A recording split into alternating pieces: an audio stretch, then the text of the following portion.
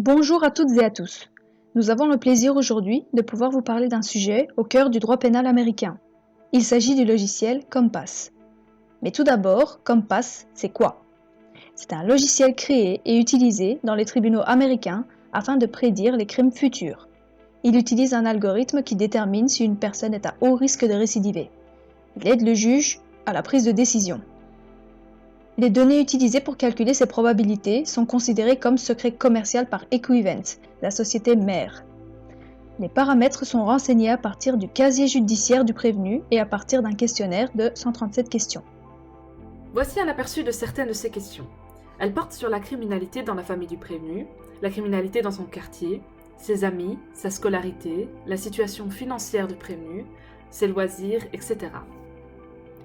Il semblerait toutefois que ce logiciel comporte des biais raciaux. En effet, Compass aurait indiqué que les prévenus noirs sont 2 fois plus susceptibles d'être à haut risque de récidiver par rapport aux prévenus blancs. La société Equivent a déclaré que l'algorithme fonctionnait comme prévu et a réfuté ces affirmations, mais elle ne dévoile toujours pas ces données. Voici un cas concret de l'application de Compass dans la jurisprudence américaine. Il s'agit du cas d'Eric Loomis. En 2013, Loomis est inculpé de 5 chefs d'accusation. Il sera condamné à 6 ans de prison suite à un rapport basé sur le logiciel Compass. Son avocat va faire appel de cette décision en avançant que ce logiciel viole le droit au procès équitable de son client, puisque la méthodologie utilisée par Compass n'est connue que par Equivent. La Cour suprême de Wisconsin a rejeté les moyens de M. Loomis. Elle dit qu'il n'a pas assez d'informations sur ce logiciel pour le remettre en cause et que les juges sont suffisamment informés pour vérifier si ces résultats semblent probables ou non et de les rejeter si besoin.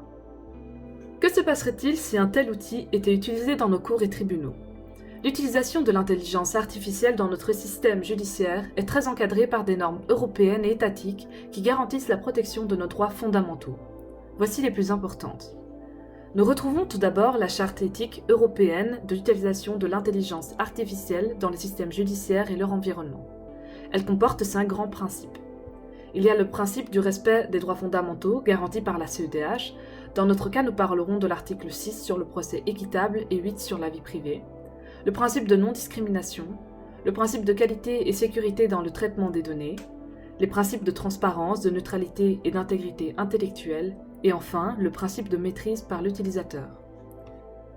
On les retrouve également dans la Constitution belge, entre autres les articles 6 sur la non-discrimination et l'article 149 de la Constitution qui consacre l'obligation de motivation pour le juge. Voici quelques raisons pour lesquelles Compass représenterait un inconvénient en Belgique du point de vue légal. Le questionnaire pourrait être contraire au droit au respect de la vie privée et familiale, posant des questions trop personnelles. On peut citer aussi le principe de la personnalité des peines, qui permet au juge de prononcer une peine individualisée pour chaque prévenu.